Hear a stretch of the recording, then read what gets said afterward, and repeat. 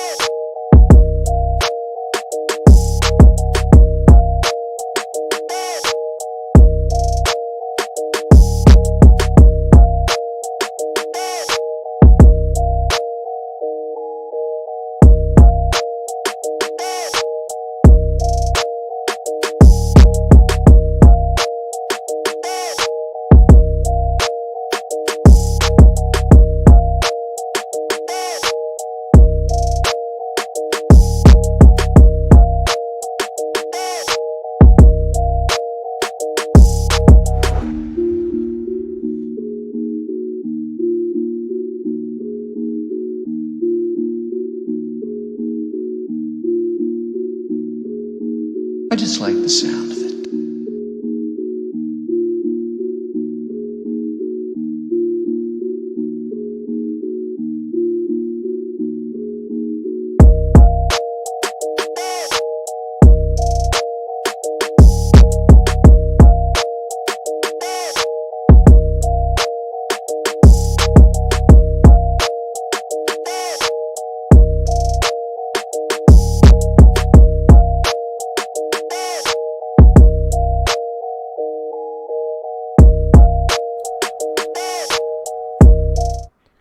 What is going on, everybody? It's another episode of the Cold Front Report, and we are fresh off Brandon Beane and Sean McDermott absolutely killing the NFL draft.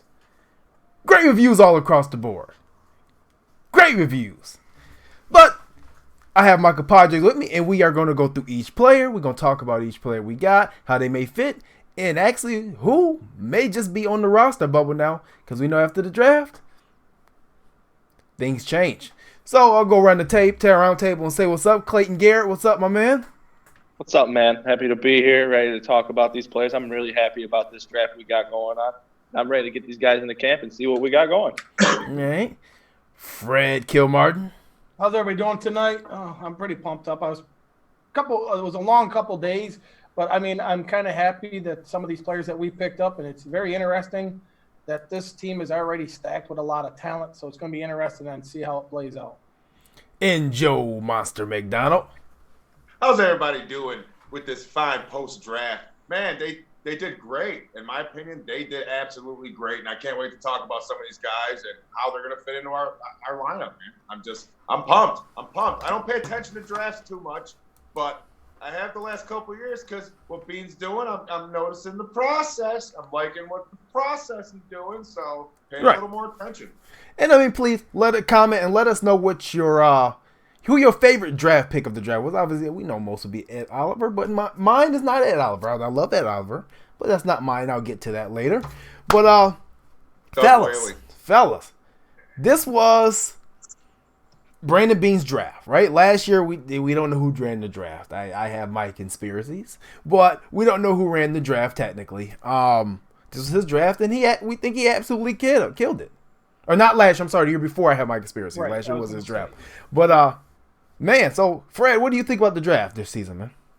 I was actually really impressed with it. I think they hit on a couple key players that we needed, filled some positions, added some depth in a couple other positions. And overall, I mean, I would have to give these guys like a B+. I was really impressed with some of the picks. I don't think there was anybody that we reached for.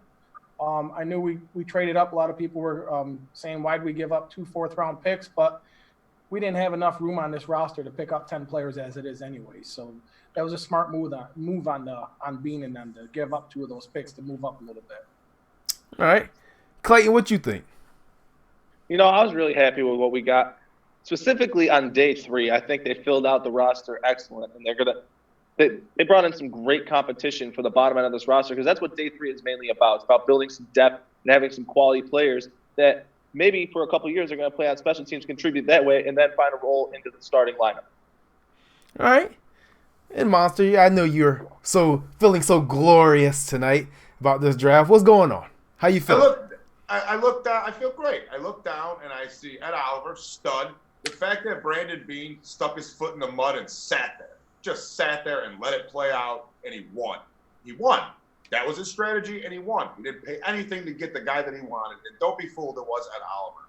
But then I looked down, as Clayton said, and in the lower rounds, we filled needs. We got depth at positions that we need competition for people that we need to fill.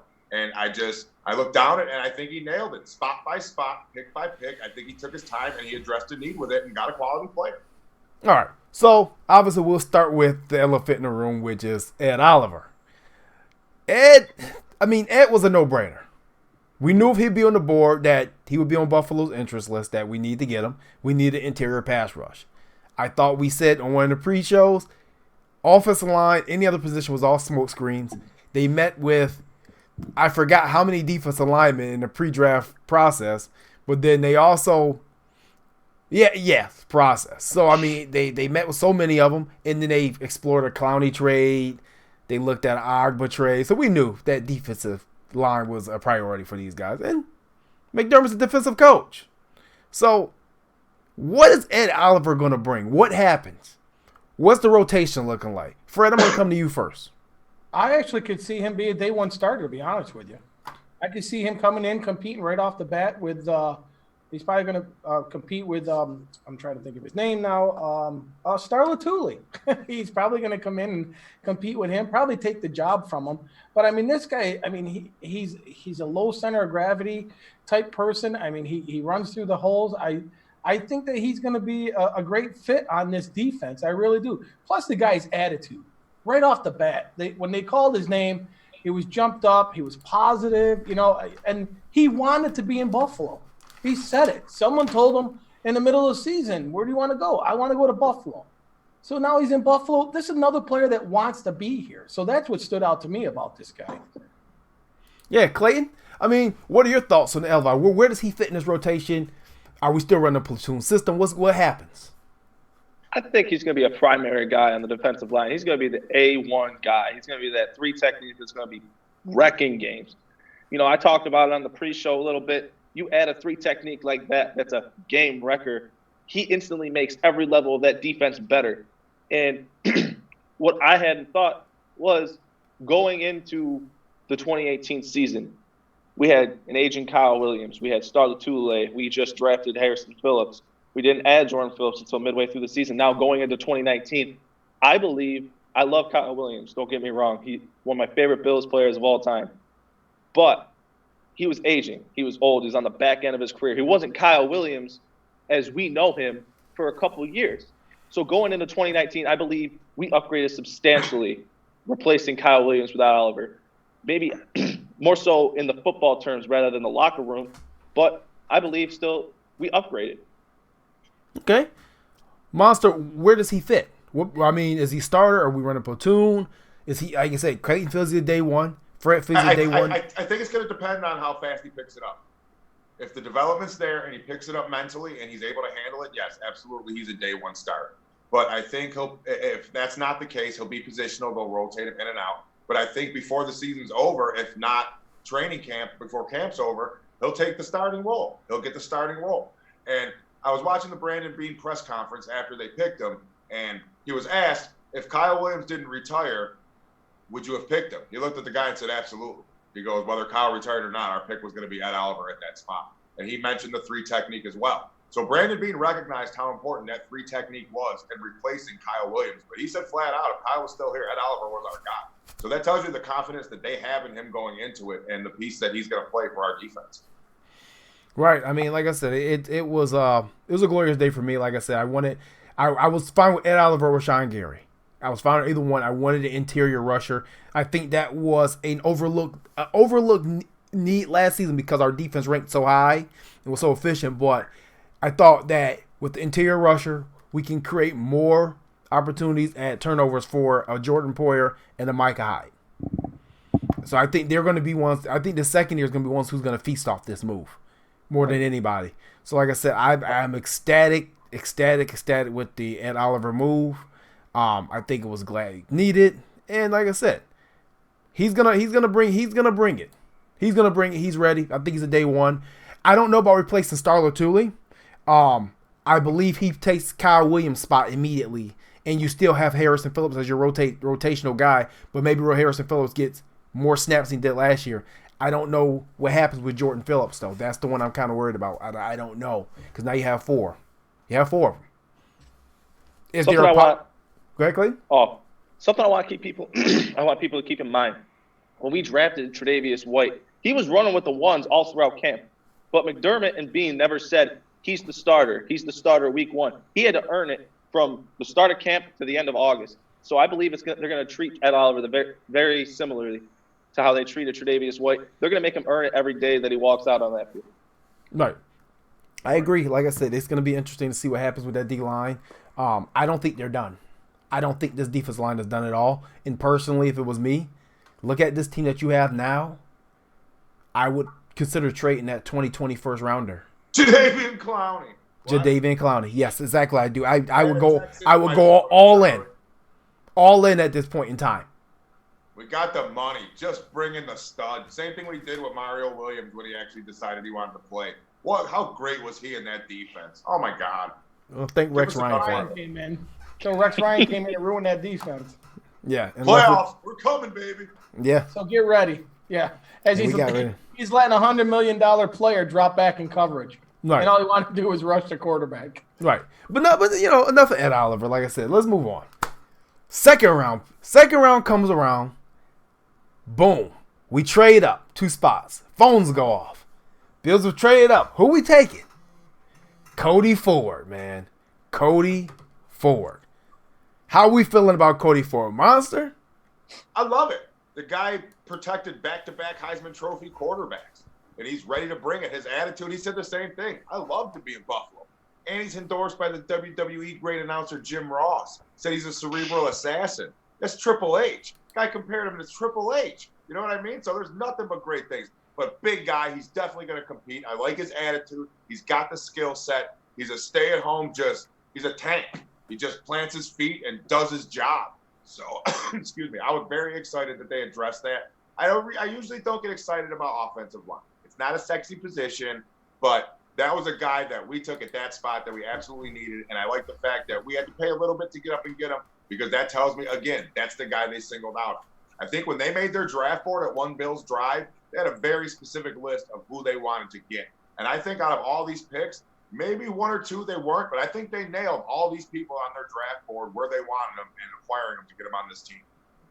Now, the interesting thing about Cody Ford is he started at left guard 2016. He started at right guard 2017. And he started at left tackle this year in 2019. Right tackle. No, he went to left tackle this year, as well as right tackle. He did both. He did all four of those positions. The versatility, and this is something that McDermott and Bean has said since day one. They wanted versatile players. Mm-hmm. Fred, how does he fit the versatile players that they like?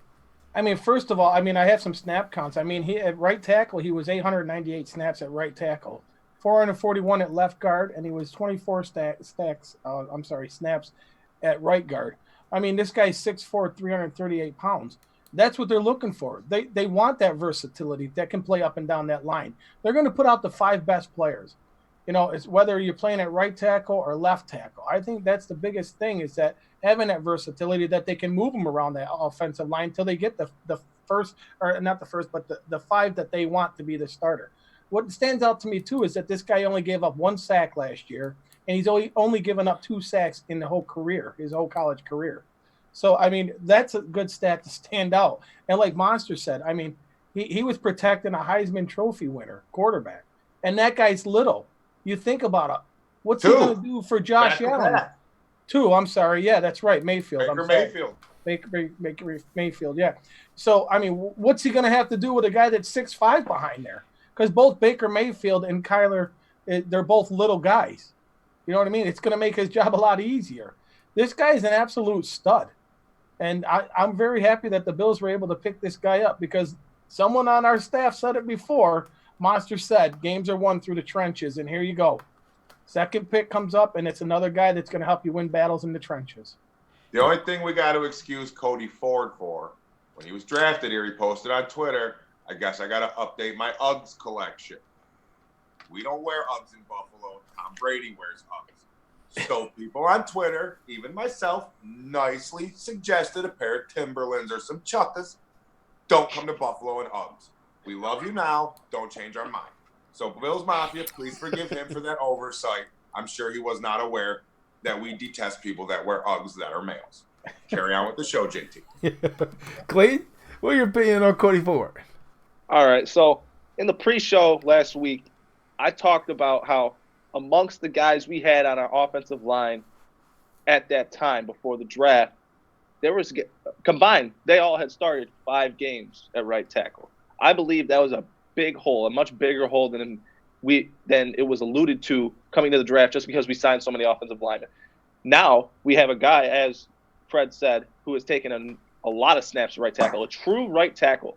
So now you have 3 guys along the offensive line. I don't know where Deion's going to start, but 3 of the 5 starters are going to be Deion Dawkins, Mitch Morse, and then Cody Ford. I believe Cody Ford is going to be your right tackle, and obviously Mitch Morse is going to be your center.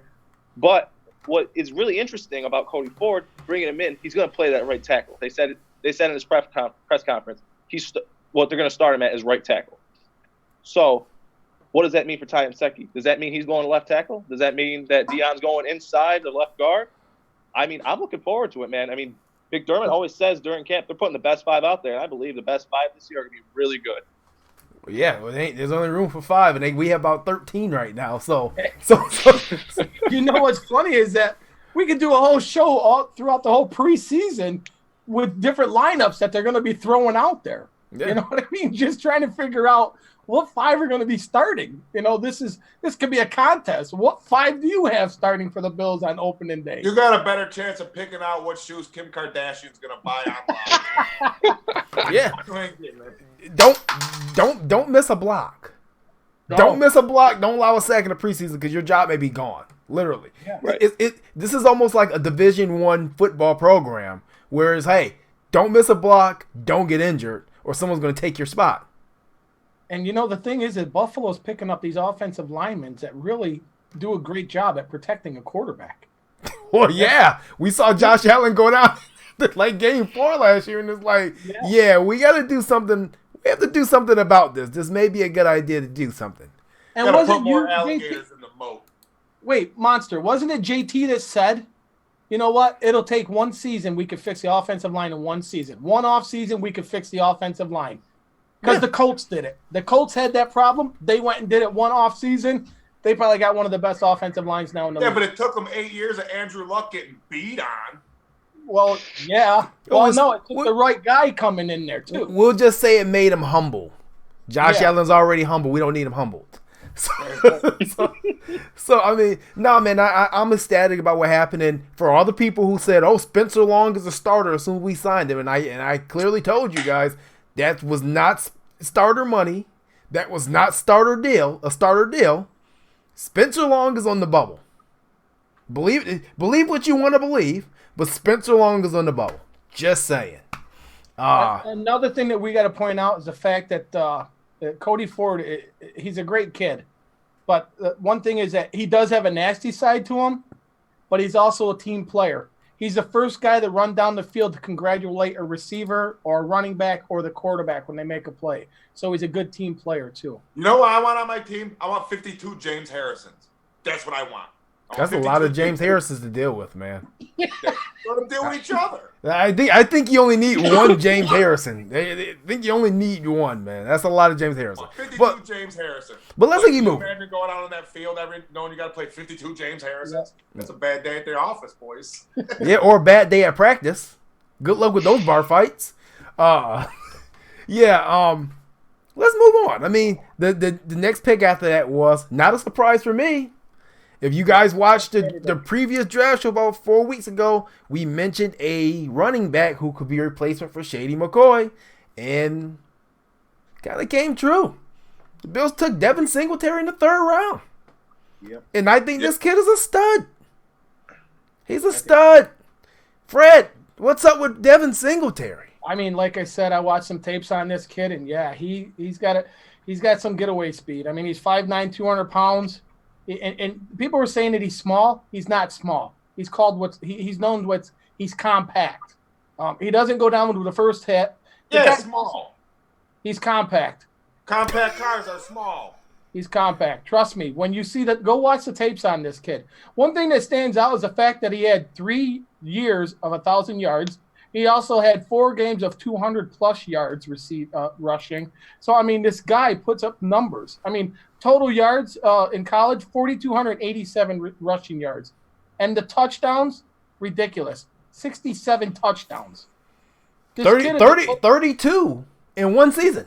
Yeah, 32. Here's the thing with him. He does not go down easily. You can't get a hit on him. He's very elusive. You cannot get a hit on him. He's a good pickup. He was actually rated as the number 2 running back coming out in this draft. Believe it or not. I believe it. I mean, look at the numbers. Yeah. The numbers say believe it. Clayton, Devon Singletary. My knee-jerk reaction, I was kind of like, isn't it a little early for this? And then I remember a couple shows ago we were talking about it, and I was just like, there's not many running backs in this class that are worth those picks, so people are going to reach for them. And, just like what happened. I mean, knee-jerk was, ooh, that's kind of a reach. Then I started looking over, and I'm like, man, this kid's good. He is good. He's a good back, and I'm looking forward to seeing him in this backfield. But like Fred mentioned, he had a lot of production at FAU. Now with that, I bring a question. What does that mean with the tread on this man's tires? He was used an awful lot. He has a lot of mileage on that body. I mean, I don't know what that means with his the Go, snap counts. go tell him to talk to Frank Gore. He'll get him through it. One thing I mentioned, Clayton, is that he doesn't take a lot of hits. The kid does not take hits because he's very elusive. Right. He doesn't take a lot of hits, but still, his legs, they've worked a lot the last couple of years that he's working in FAU. He was, I was watching some of his tape after the pick, and when you're watching him against this better competition like the Oklahoma game, he was getting stuffed a lot. What I want people to keep in mind if they've watched that game is, what did you see Shady McCoy do last year? He got stuffed a lot because the competition he was playing was not adequate to the offensive line that was blocking for. Mm-hmm. So keep that in mind. I'm really looking forward to see what he does behind an NFL offensive line, especially the one we've improved so much this year. All right.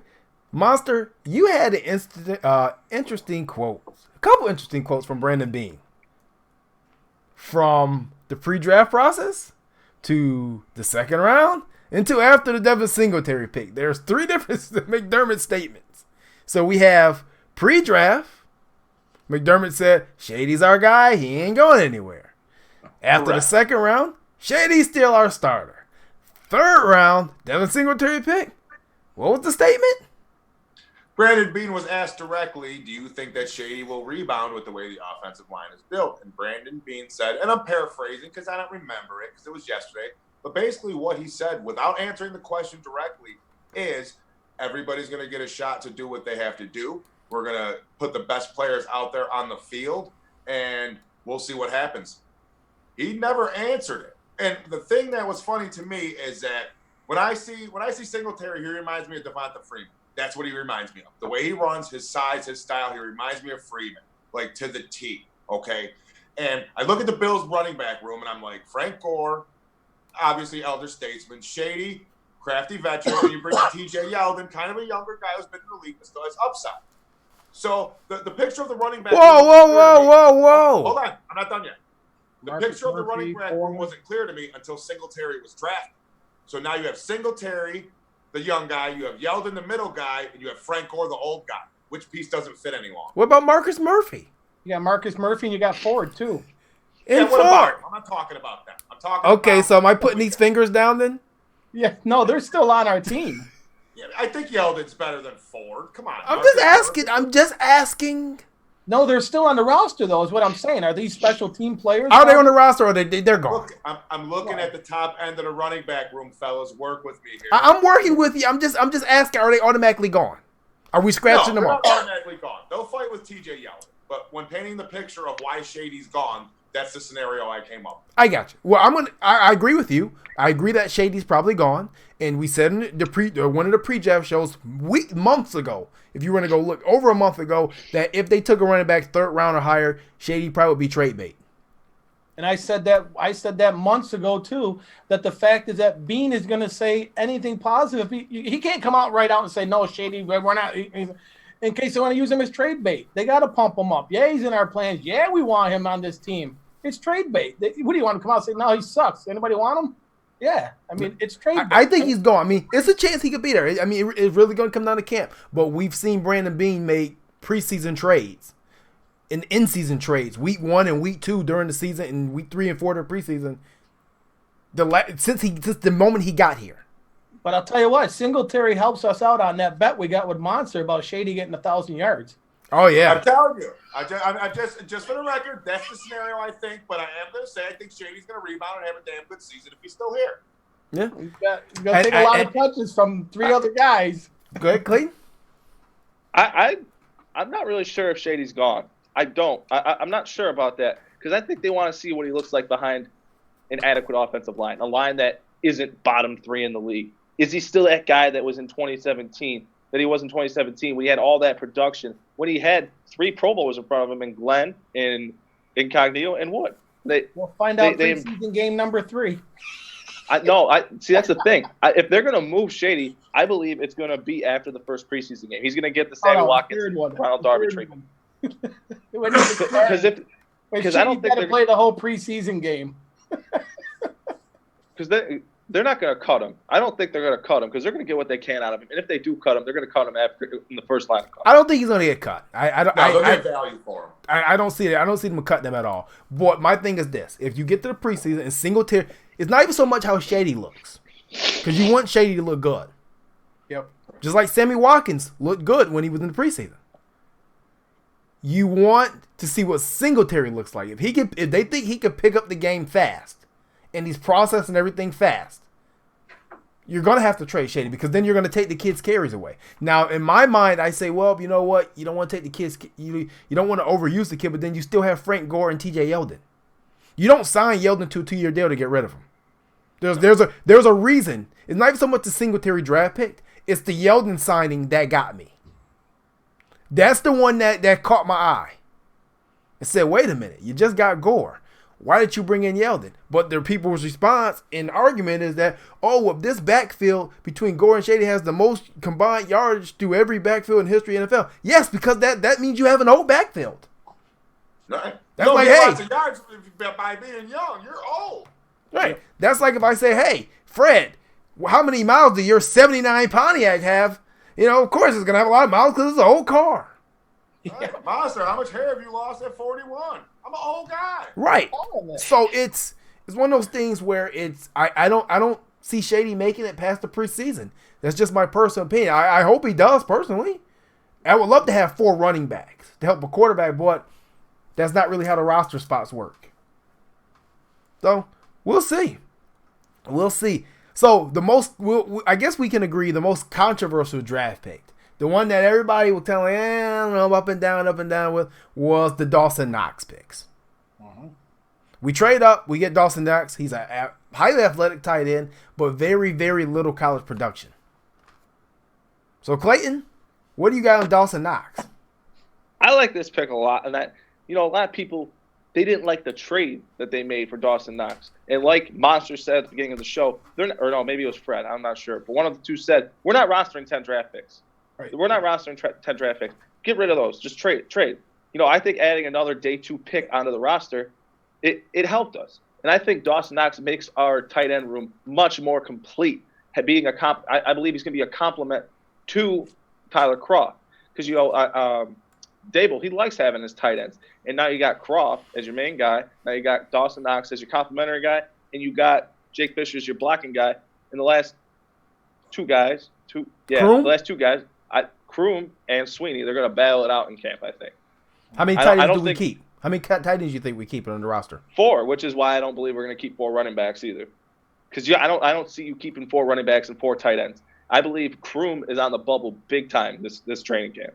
Because, you look at the situation, Kroom was more productive than Clay, but Clay had 250 receiving yards last year? Just because he was the best tight end in our room doesn't mean it's necessarily a necessity to keep him on the roster this upcoming year. Just because he was the best tight end in a bad room doesn't separate him all that much. Right. Fred, Dawson Knox? Yeah, I like Dawson Knox, and I know a lot of people were asking why the Bills moved up there. The rumor was is because New England Patriots wanted this kid. He was high on their board. The kid's 6'4", 254 pounds. He ran a 40 of 4.5. And the thing is, he runs like a receiver. He didn't get the production at Ole Miss. The fact was because they had DK Metcalf and they had A.J. Brown. They were the ones that were getting most of the passes to them. But this guy, he's a great run blocker. That's what stands out, is that he will get down there and he will open up the holes for the running backs. And he's very athletic. So I think this is a great fit. And I'm glad that we went and took somebody off the board that the Patriots had so highly on their board. That was a great move by the Bills to jump up there and grab this kid before New England could. Yeah, I don't know. Like I said, the little production kind of scares me. He reminds me a lot of Vance McDonald. When the 49ers took a couple years ago in the first round. It took him a little bit of time to develop. It's like he's doing good in Pittsburgh now. But it is going to take this kid some time to develop. Monster, what do you got on Dawson Knox? And the guy friend jumped through a table. We did post that today. He did jump through a table. His friend jumped to the table, not Dawson. That's commitment. I like the pickup. Okay, he reminds me when I watch this film. He reminds me a lot of Jason Witten, but with a little more speed. Okay. He can stretch the field as a tight end, and as he mentioned prior, he's a good blocker. He's a really good blocker. He's a smart kid. Okay, he's very good at reading the schemes that are coming at him or what have you. And he's a production player. So I think with the value for what he's going to bring and challenge the tight end room that we already have, I think it's a good pick. And I like the fact, again, that we jumped up in front of New England to get him. So I got no problem with the Dawson Knox pick. It's a tight end. You know what I mean? And like you stated in Ole Miss, you had DK Metcalf there. Metcalf was the third option. So what do you think the tight end was in that rotation? You know what I mean? It's just the offense they ran. So the lack of production doesn't scare me. You know what I mean? Third round pick. We'll see what happens with him. But I like the pick initially. I think I want to see what the kid does. Like I said, he's got a little bit of speed, and he's a very good blocker, which is what we need. Yep. And his friend, and he had his friend jump. Well, I don't know if he had his friend, but his friend also jumped through a table. Yeah. Awesome. It's awesome. That's Mafia in full effect. But another thing is that Dable will like to run a 2 tight end set, so I wouldn't be surprised at having 2 athletic tight ends on the field. We'll see what happens. The tight end battle is going to be interesting. I personally don't see this kid playing much this season. That's just my personal opinion. I don't see him playing much. I think he's really raw. I see him in certain situations, but I think you're going to run this year with Croft and Kroom with this kid sprinkled in somewhat. I just think he's going to sit for a little bit. He has to sit. So, but we'll see. You know, we've seen Stranger Things. We thought we didn't think we'd see Josh Allen by week 2. Well, you did start Peterman, but whatever. Either way. You down with MPP? What's up, my man Rico? But no, you know what? Going on to my favorite pick of the draft. My personal favorite pick of this draft was Vanshan Joseph. I am up in arms with this kid. I'm happy that we got him. It's just I wanted a third linebacker. I knew this is the last year with Lorenzo most likely. And this kid, his stature, his numbers, his athletic ability, it jumps off the charts. And we needed a linebacker like that to complement Milano and Edmonds. And I think this guy is it. Monster, what do you got on Vanshan Joseph? He reminds me of a hybrid. He's versatile. Okay, he's got good speed. He's got good engagement. He can go sideline to sideline. And you put him in there with a mix of Lorenzo. You put him in there with Jerry Hughes. You know what I mean? We got a lot of rotational players. I think that he's going to fight for a depth spot, maybe wind up on special teams. But I think it's a good pick. Again, it's another spot that we addressed. We needed depth at. They got a quality guy that, like you said, his athleticism it jumps off the charts. Like, they want athletes. They got athletes. So, again, another good pick at a position of depth that we need out of a good player. Fred? Yeah, absolutely. I mean, this kid's 6'1", 226 pounds, very athletic. He's a hard hitter. And he's, like Monster said, he's sideline to sideline. He's great in pass coverage, and he could push offensive linemen back. He had 161 total tackles. So, yeah, this guy's a complete stud. And I thought when we first started talking the draft, I thought that was one thing that Buffalo needed was another outside linebacker to complement Milano and Tremaine Edmonds. And I think this could be that kid. I mean, he's an absolute stud. He really is. Clayton? After reading up on him and seeing his player profile, the first reaction I got was he reminded me so much of another weak side linebacker that Sean McDermott had in Carolina, who converted from safety, named Shaq Thompson. They're practically the same exact size. I believe Shaq is like 6 foot and like 230, and then Beauchamp, he's like 6'1", 230. They're the same profile. It's the same player. Now, another thing, something that worries me is his instincts. He needs to be coached up a little bit. But I'm not really worried about it all that much because we have Lorenzo under contract this year. I believe it's his last year. Give him a year of coaching. Let him play it out on special teams like he did Milano his rookie year. Give him the Matt Milano treatment. Have him hop into the starting role in 2020.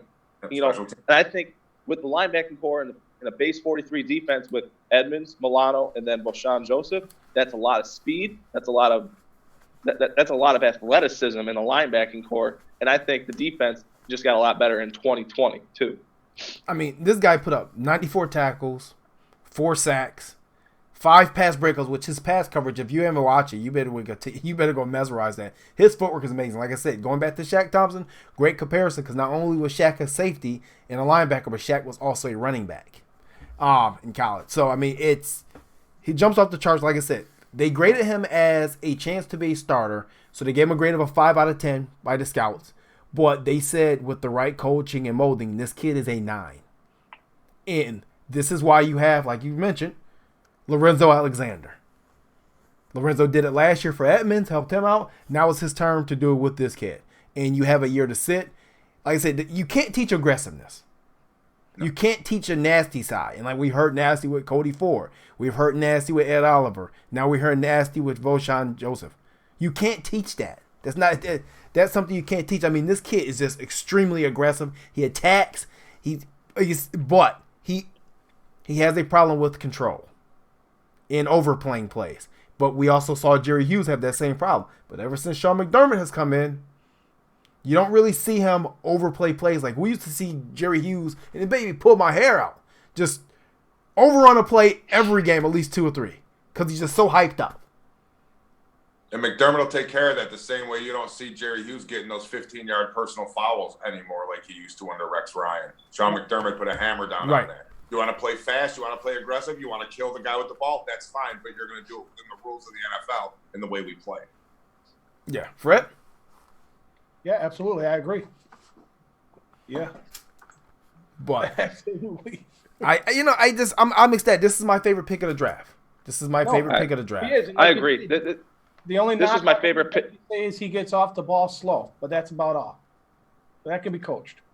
This was my favorite pick outside the Ed Oliver pick. I was ecstatic to read up on him and see what he's really about, and like add a Shaq Thompson to our defense. I'm like, man, because you look at the linebackers McDermott had in Carolina. I mean, Thomas Davis, he was their Sam. He's not a big guy. 6'2", 230. He can cover and run and tackle. And then the middle linebacker, Kuechly, I believe he's like 6'1" and a 240. They're all hybrids. Yep. Then, yeah, they can all cover. They can all cover. You're not really stressing when you go out there on first down in your base defense if they're going to throw the ball on you, because you don't have – a good example of this is you don't have your Preston Brown out there that's going to get burnt by any tight end or running back that he has to cover. Yeah, and this guy's great in coverage too. Like you say, this guy can cover. There was a guy last year sitting on the board that I really wanted around the 4th or 5th round, maybe even 3rd. His name is – he plays on division rival. He's with the Dolphins, and his name is Jerome Baker. Yeah. That's a guy that I coveted last season. I wanted Jerome bad because of the athleticism. This kid has the same type of athleticism. Maybe not as fast as Jerome, because Jerome has almost cornerback speed. But I think this kid's gonna be great. I think he's gonna be a stud. And not to jump ahead of myself, and I don't want to jump ahead and predict anything. But if this kid can be a stud, when Milano's contracts comes up, you're gonna have some thinking to do if this kid is. Are you gonna pay him or you're not? And that's just the reality. That's the nature of the business. It is what it is. So if Milano keeps playing like he's playing, these guys are gonna have no choice but to pay this kid. Well, somebody got to pay him. Maybe it's gonna be a pretty penny. Well, they've already gone on record saying that they want to retain their own. That's one reason why they wanted to get rid of all these high contracts that we had. They want to retain their own. And it starts next year when we have between $110 and $120 million in cap space. They're going to look to take care of their own.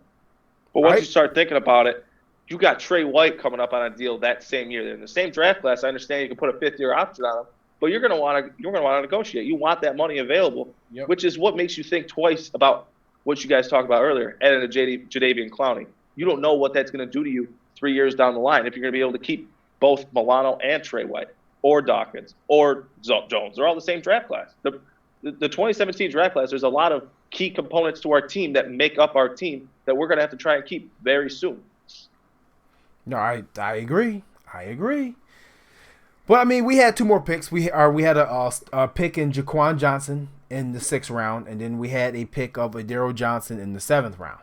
Johnson. We got some Johnson going on late in the draft. Right. We got Johnson. Not the Johnson company that used to own the Jets, because that would be terrible. But we have our own Jaquan Johnson. And Johnson's a solid player.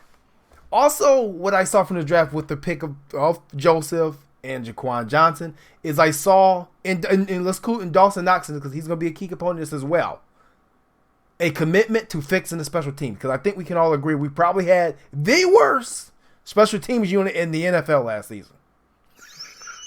And I think maybe that's where some of these running backs will end up landing too, is on some of these special teams.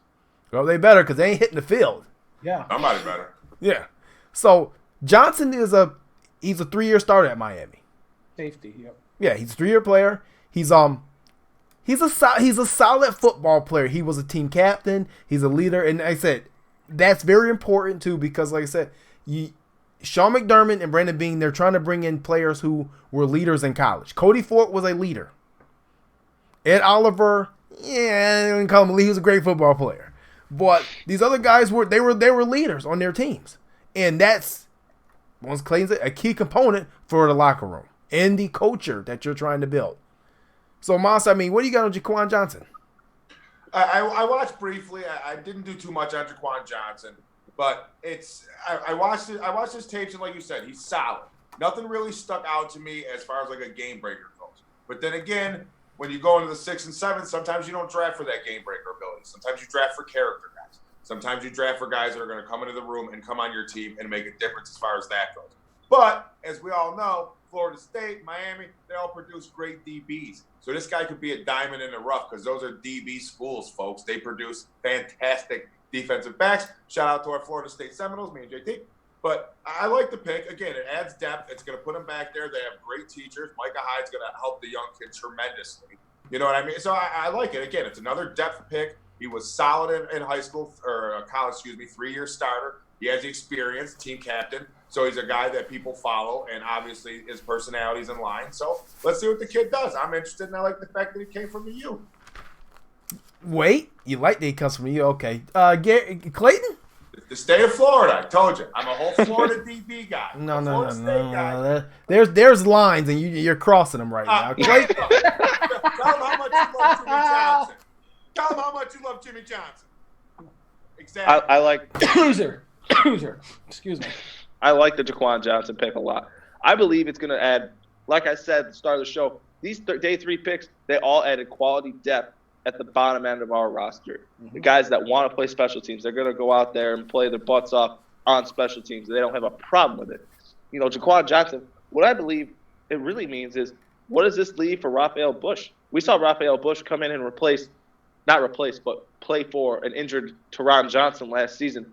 But we saw if Saran Neal is improving and if he's developing into the player that he's supposed to be, Saran Neal is he's a young Raphael Bush. He's that big nickel. And, you know, I believe this really is going to push Raphael Bush off the roster. And I believe that might be a move that a lot of people might not like so much. Because, I mean, Raphael Bush, he was valuable to us, but he wasn't the best player out there. But I like the idea of it because your defense is getting young and you're getting quality players on special teams. Saran Neal and Jaquan Johnson are both going to contribute a lot on special teams, much more so than I believe Raphael Bush would. Fred?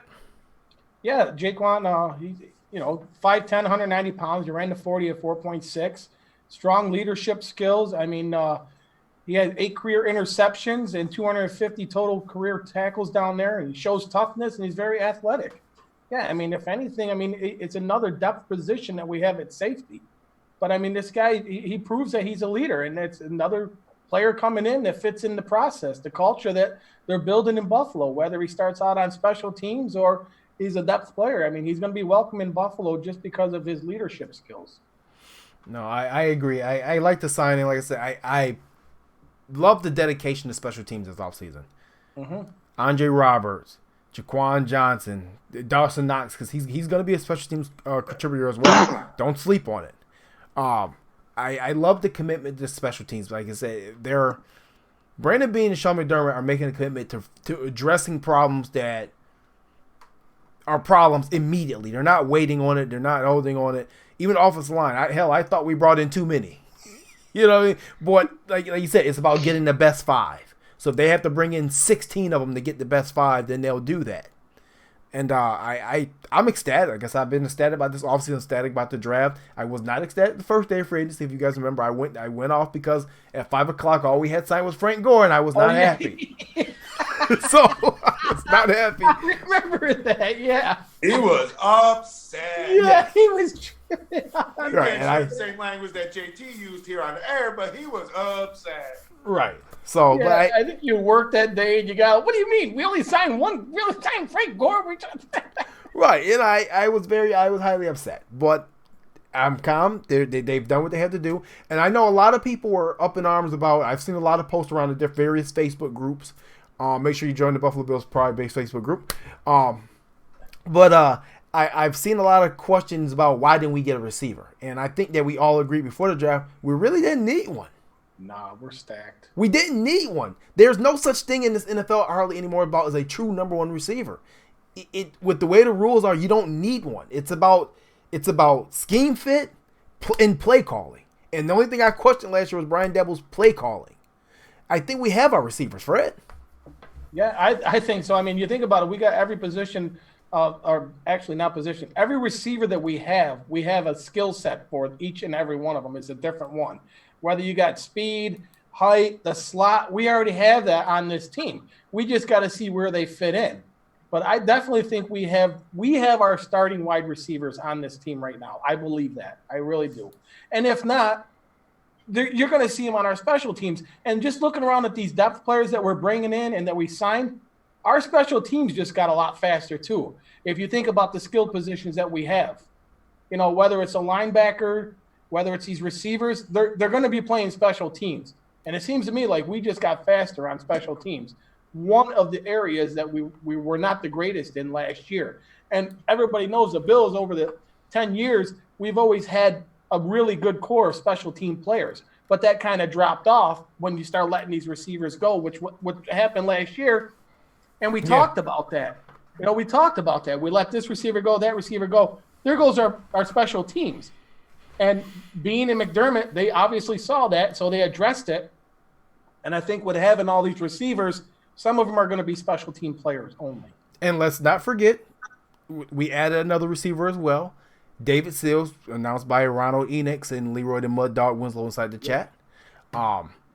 David Sills is another one they just added. And Duke Johnson. Or Duke Williams, Duke Williams we added. We had a lot of how many receivers you want? Monster?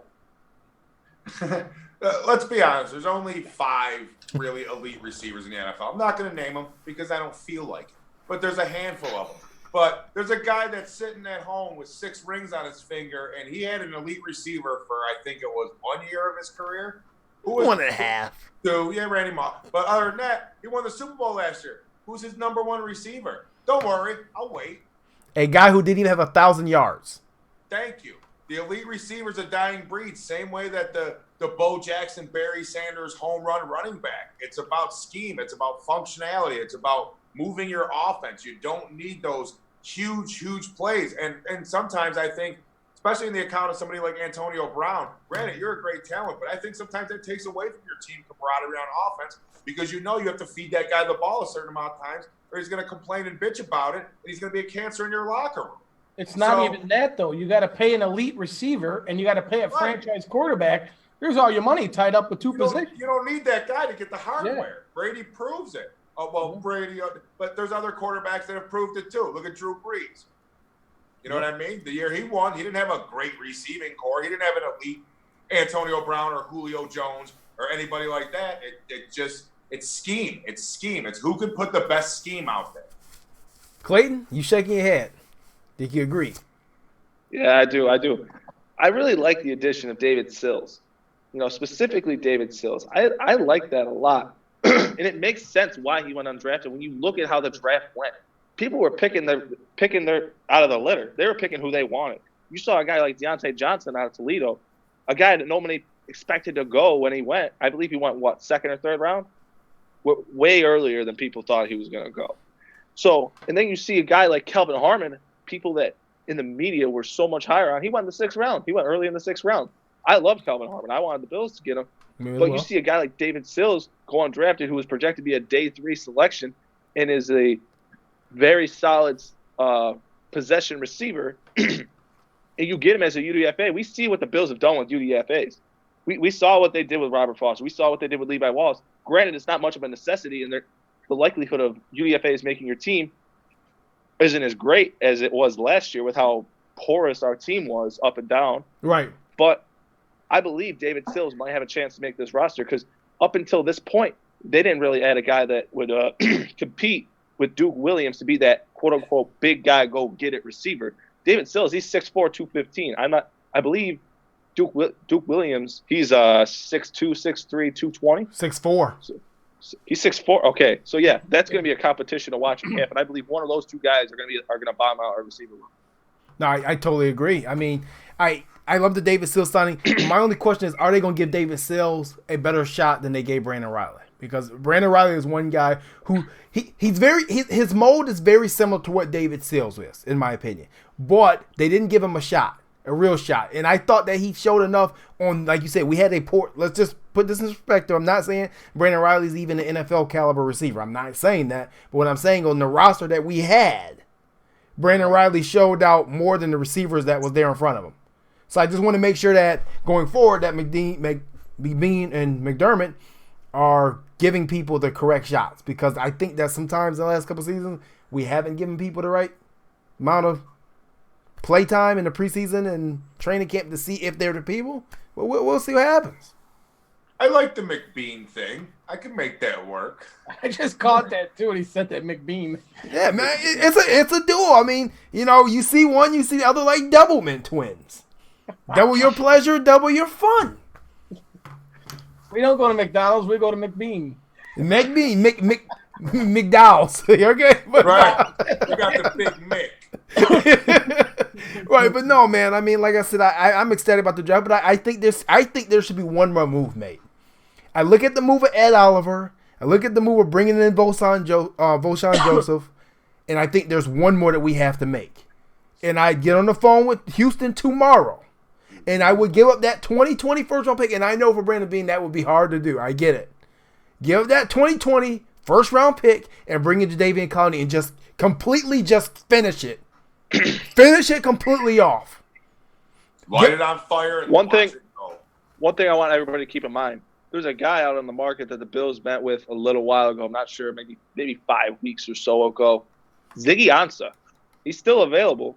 I wouldn't mind bringing him in. I think you should round out that defensive end group. Bring in Ziggy Ansah. He'd be a great role player, a lot better than what we have opposite Jerry Hughes right now. I mean, I'm not saying Trent Murphy is bad, but I wouldn't mind a rotation with Shaq Lawson, Jerry Hughes, Trent Murphy, and Ziggy Ansah. I think that's solid. I think that defensive end group is great. It's Is not his medical reported, conditions but cleared? that's what we're What's waiting that? on. I think it's something to do with that shoulder still. Yeah, After- the medical- No, they got the physical back. What the reports have been is that he just has to gain his strength back in his shoulder. so And I that- think, excuse me, I think what's going on was a lot of teams call him, and it's just like, hey, depends on how the draft goes. If we get an edge, okay, we get an edge. We're not going to call you again. But if we don't, like the Bills did, the only edge they got was Daryl Johnson. Hey, Ziggy, what's up? How much you want? I mean, they have cap room. Pay the man. Give him a one-year deal. Give him 1 year deal gotta- if you don't want to get locked in. Yeah, we got about $31 million of available Prove it. cap right now. Have it incentive laced too. How Tyler Croft's deal is. If he doesn't Prove play it, X Neil. amount of games, you don't get X money. You know? Prove it, deal. I'm with it. I mean, at this point, like I said, I'm going for the juggler. I'm going for the juggler. This is Yeah, you're right there. Why not go over the hump? You know what I mean? Bring in Clowney and let it go, boys. yeah. Let it rip. Just go for it. You know what? We've seen the Rams go for it last year, and they were one quarterback from be able to read a defense from probably winning a Super Bowl. Okay, we've seen the Eagles go for it, and they got it. Go for it. That's it. Go for it. What else do you need? I can't see one glaring hole on this team besides possibly experience. Yep. Yep, and that'll Well- come. But coaching will take care of experience, you know. If you have the proper coach, they can put your young players in a position to have success, whether they're experienced or not. That comes down to coaching. I'm glad we brought up coaching. I really want to ask all of you guys a question. Going into 2017, the perception of the team was, okay, they could do something this year. I believe the low end was we were going to win 6 games. We were at least going to win 6. The high end was 9. And then going into last year, I thought it was 4 wins, max 6. So that's 2 years in a row from my point of view that McDermott has gotten the most out of this team. What do you guys believe is the low and high end for the wins of this team? Fred? For this year, Yes. I would say the low would be 9-7. I think the high would be 13-5. Or I'm sorry, 13-3. Freddie playing 2 more games. Who's on 2 games against the, you gonna try the Patriots 2 more times till you get them? No, that's what I already looked at the Okay. schedule and I figured it would be like 13-3, low and 9-7. I got you. Monster, what you got? I'm going 8-8 low, 10-6 high. Like, they still got to gel. There's a lot of new pieces. Exactly. There's 19 new people to this roster. Half the locker room is going to be new. They got to gel. They got to get it right. They got to work out the kinks. So I'm going 8-8, 10-6 for the high and the low. I agree with you. I have the same low and high for you, 8-8. You got to have a winning season with this roster, and 8-8 is a winning season. Obviously, it's not playoff. It's not normally playoff winning, but I think between that 8-8 and 10-6 is going to come down to a couple of divisional road games. I think you beat Miami twice. The difference between 9-7, 10-6 could honestly be the New York Jets. opening day. You think about it, last year we had 3 games that we should have won. The Jets game, the Miami game, and the Houston game. Right. And thank God we lost them because we wouldn't have Ed Oliver if we didn't. What I believe the low end of our team is, like Monster said, it has a lot to do with the chemistry of this football team. That's something people forget a lot. You know, when you have a lot of guys new in the locker room, you don't really know how they're going to mesh well together. Right. Excuse me. I believe low end, it's 8-8. High end, it's 11-5. Because Right. I have a lot of confidence in Sean McDermott. I believe he's a much better coach than people give him credit for. And I believe he gets these guys playing hard. They play fast. They play physical. They play football the way it's meant to be played. And I think if I'm giving an honest prediction, I think they're going to go 11-5. Yeah. Like I said, I'm going to go 8-8. I'm saying with Monster 8-8, 10-6. I just think that there are a couple division games. I think 10-6 is high, and I think that's like with a couple of wins, maybe a sneak win versus the Patriots. Right. In the opening day win against the Jets and sweep of the Jets, I think they can go 10-6. But we will see what happens. I mean, like I said, man, other than that, I'm excited. Like I said, I haven't been this excited. Well, every year I'm excited, but I haven't been this confident in a long time. I'm extremely confident what this team can do. I'm extremely confident in the direction that they're headed. And I think McDermott himself is worth at least 1.5 wins on an over-under himself per season. I think McDermott steals us at least a game per season just on coaching. Yeah, Monster and I have talked about that before. Right. About some of these games are winnable just based on coaching alone.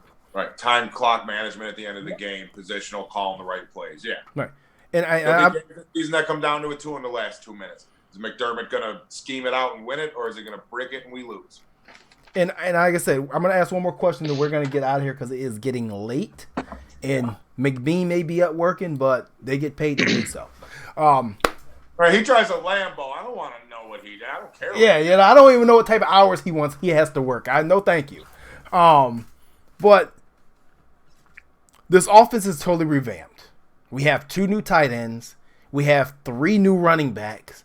We have like 25 new offensive linemen. We have the same quarterback room, which is very important from last year around our young quarterback. What kind of leash is Brian Dabble on? Monster, I'm coming to you. Hey, Brian Dabble, you hear that knock behind you? That's the put up or shut up knock. Okay. Brandon Beane's job is to surround you with talent to be able to scheme an offensive game plan with the weapons we have to be successful and beat the other teams. He's provided you those weapons now. In addition to that, there's nothing you can say now. You have the running back game. You have the ability to stretch the field and call plays before where the talent wasn't there for you to open your playbook. You can open your playbook up really wide now and call whatever you want with the talent that he's brought in.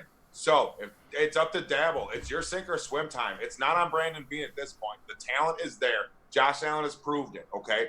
If he would have had the whole training camp to take number 1 reps, who knows what he would have started off, last season. This training camp, he's getting every rep from the start. The whole training camp. So he's going to be vastly improved from even what we seen last season. So Dabble's sink or swim, buddy. It's on your plate. He's got the concrete things around his ankles. They're either going to push him in or he's going to be fine. So we'll see what happens. Fred, Brian Dabble's leash. I think they're going to let him do what he's got to do. I think he's going to do his thing. I know he proved it last year that he can open up that playbook. So I don't think he's going to have a short leash. I think he's going to be able to. I think he's going to be able to implement more things. He's got a little bit more talent on the offensive side, so he's going to be able to open up that playbook. And he's getting Josh Allen with a full season as the leader of the offense. So I mean, it's wide open for him. I mean, like you say, it's sink or swim. But I think that he's going to be fine. I think that he's got some tools now on the offense. Everyone's in the second year of that offense, so I think he's going to do fine. Clayton, what kind of leash? What's your definition of a short leash? Are we talking the Greg Roman type leash where he gets fired 3 games in, or are we talking Rico. You tell me what type of leash you feel he's on. I feel the leash is he's going to have this season. He has this season to prove it. And if they're not a top half offense, if they're not 16 or better, I think he's gone, because you got Ken Dorsey in that office now. Ken Dorsey came in for an interview when McDermott got hired to be an offensive coordinator. He already got an interview. He got an interview before Dable did. And, I think the Dorsey hire meant a lot to Dable, because not only if they kill it this year, their top 10 offense, they go from 30th to 10, and he gets a head coaching job. You got Dorsey in. If he stinks it up and he's doing garbage, bring in Dorsey. I think they're going to give him this year, though. I believe that he's going to finish his job. Well, I think he's on a leash this long. This is his leash. It's this long. It's very, very short. Yes, if you want to call it a Greg Roman leash, yes, it's a Greg Roman leash. You just spent a lot of money on Cole Beasley. You just brought in John Brown. You spent the 3rd-round draft pick that you traded up to get Dawson Knox. You spent the 3rd-round pick on Devon Singletary. You signed Frank Gore. You spent $7.7 million on Ty Neshke. You spent another $40 million on Mitch Morse. You signed Quentin Spain, Spencer Long to 1-year deals. This leash is this short.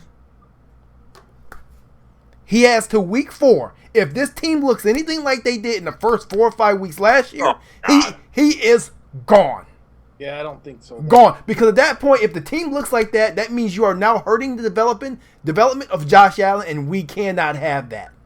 I don't want to think about that. I don't want to think like about you that. said, They look anything like like that, last year. JD definitely gone. And I'm happy that you said the name Ken Dorsey, because that's a very, very important name. And it's a name that they're familiar with. So you know what? They've given this guy all the people that he wanted and everything he needed.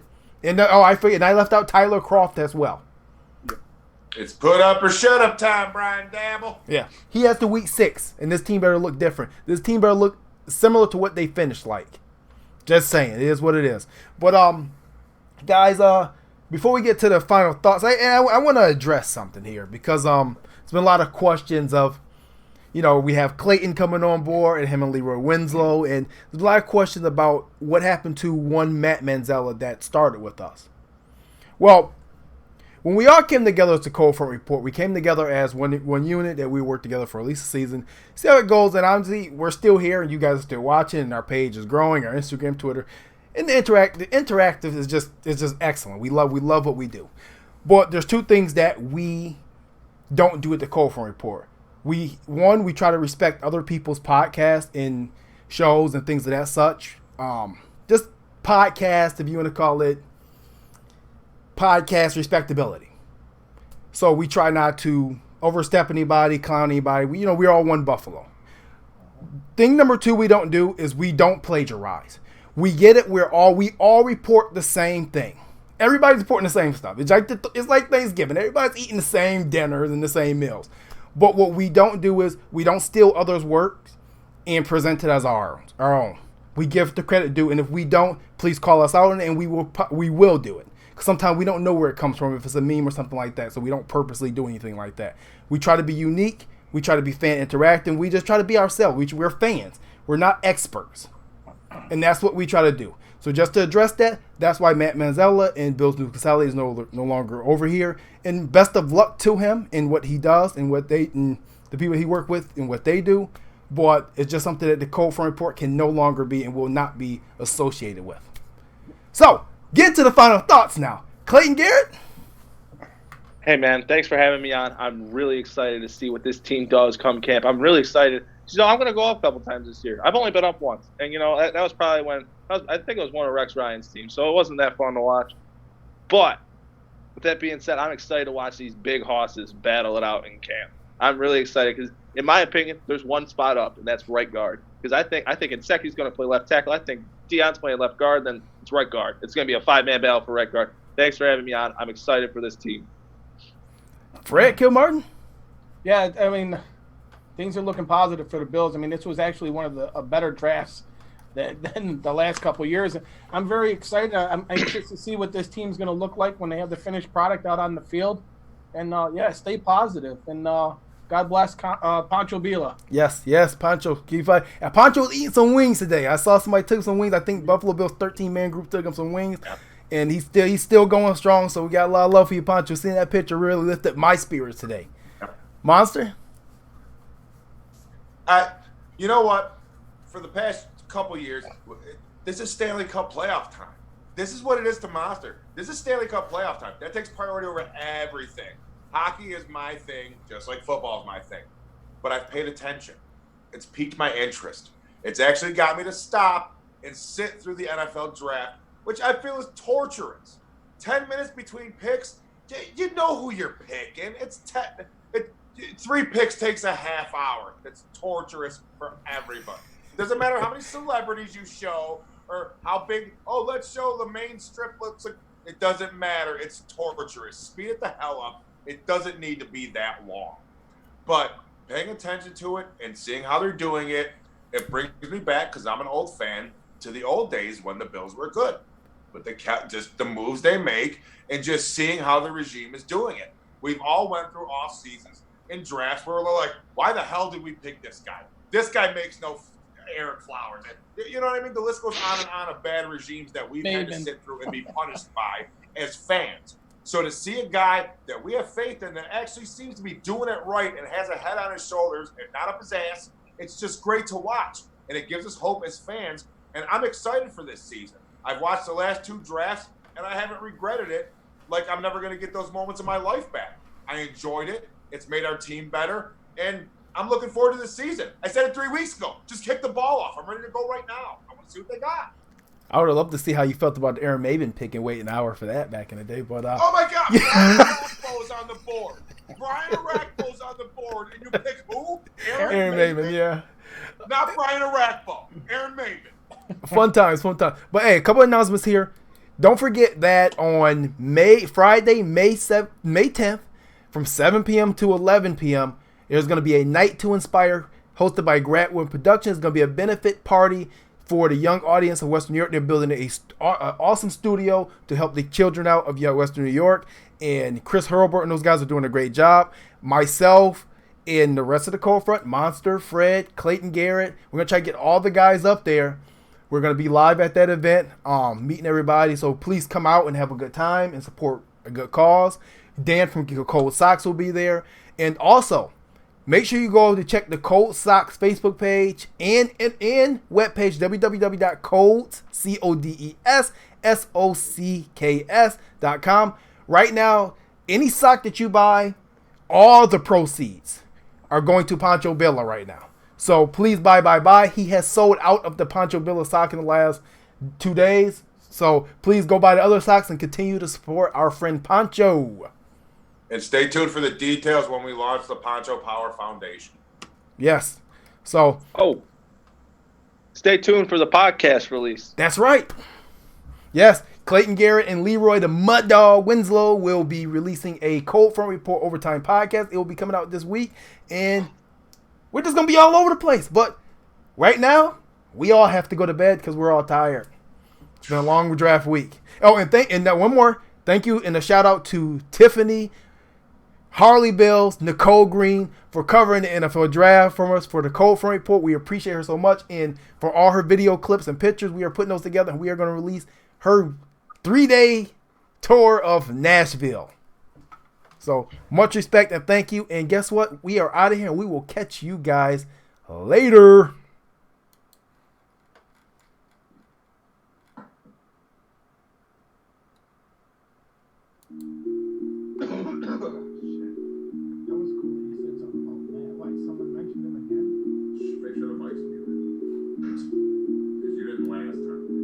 I just like the sound of it.